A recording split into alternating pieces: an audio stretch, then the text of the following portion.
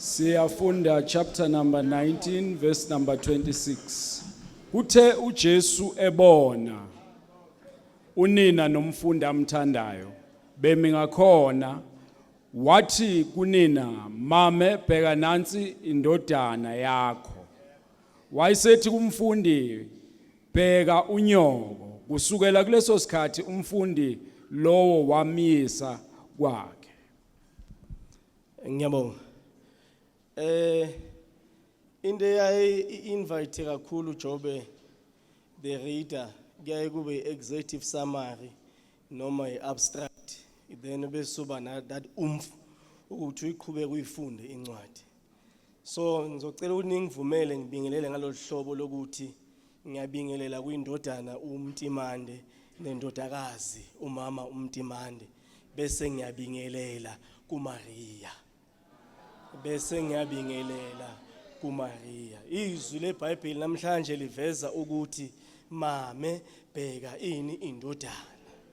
The existing literature lisvezela ukuthi uJesu la wayeveza uthando lulo abathi lu selfless, esebhlungwini kepha wakwazi ukuthi abuke ubuhlungu bani baMaria. But what is missing, because into eyaye ekwenze uthande umuntu kuyaye kube nento ekuphusha ngemumva ukuze ube neinterest, bese uyakwazi ukuexpressa ini uthando, noma bese uyakwazi ukwenza njani ukucommunicate uthando, noma uacte uveze ini uthando. Kunezinto ezayiphusha uJesu esesiphambanweni ukuthi aze aveze uthando, azange nje aze aveze uthando ngaphandle ukuthi njani aze aphusheke ngemumva. Izwi leBhayibheli liyazivezela ukuthi esesiphambanweni uJesu uMaria wayemile embuka esezinhlungwini noJesu embuka ephansi. Babekhona oJohani abafundi bakhe abanye laba abayi-12 babengekho, kwakuJohani yedwa wayekhona noMaria Magdalena ekhona, noCleopas ekhona, noSalomo. Izwi leBhayibheli lisivezela ukuthi uSalomo kungenzeka abe bani udadewabo bani wabo Maria ozala bani uJohani. Lo kuthiwa kenze njani akabheke ubani umama.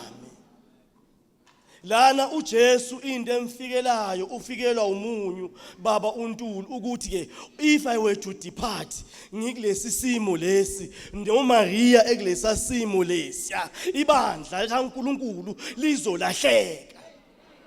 Ibandla likaNkulunkulu lizolahleka. So kumele ngenze iplani lokuthi ngiphase ebeyithini kube khona umuntu ozokwazi ukuthi enze njani aqhubeke athwale ini ibandla likaNkulunkulu. Yingakho izwi likaNkulunkulu lithi ke mame bheka ini indodana, ndodana bheka nangu unyoko. Lithi izwi leBhayibheli ngaleso sikhathi uJohane wamthatha uMaria wahamba naye waya kuphi, waya kwakhe. Njengomama kwakuyena uMaria okwakufanele athathe indodana aye nayo kwakhe, kepha kusika kwenzekanga kanjalo ngoba umbono wawungasekho kuphi kwaMaria, ngoba umuntu wafika nombono ubani uKristo uJesu. Ingakho ebuyisela kuphi kuJohane ethi mthatheke manje, then ufulfill irresponsibility of a son. Njengoba ngiqale ngabingelela ngathi Mtimande ndodana nibheka nanti ibandla lakho, unokwelo ukuthi wenze njani ufulfill irresponsibility of a son ebandleni likaNkulunkulu. I can imagine ukuba uMaria wasala kuleya sin leya bese ayahlukana nani noJohane. Lapho ke amadodana kaNkulunkulu yayiseyizophela ini icontinuation yokuzalwa kwani kwamadodana kaNkulunkulu, ngoba amadodana kaNkulunkulu avela kuphi uMaria oyini oyibandla likaNkulunkulu. uJohane uyena owayizohamba aqhubeke enze njani afake umoya kuMaria, bese bayavela abanye oJohane abazokwazi baqhubeke nani nendaba kaNkulunkulu.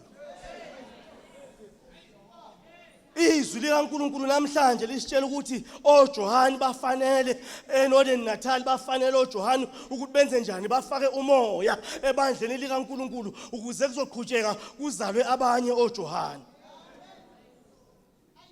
Ilapho nje namhlanje siyalibona lona uthando uyaliveza. Ebengeke aliveze ithando ukube bengakhathazekile ukuthi ibandla lizoduka. Ingakho izwi leBhayibheli lithi ke amadodana kaNkuluNkulu ayiseyithathela amakhosikazi kuphi kumadodakazi abantu. uJesu uhlushwa ileyo ndaba leyo ukuthi mangasala la uMaria kuzokwenzeka kuvele ini amanye amadodana angekho kuphi kuNkulunkulu.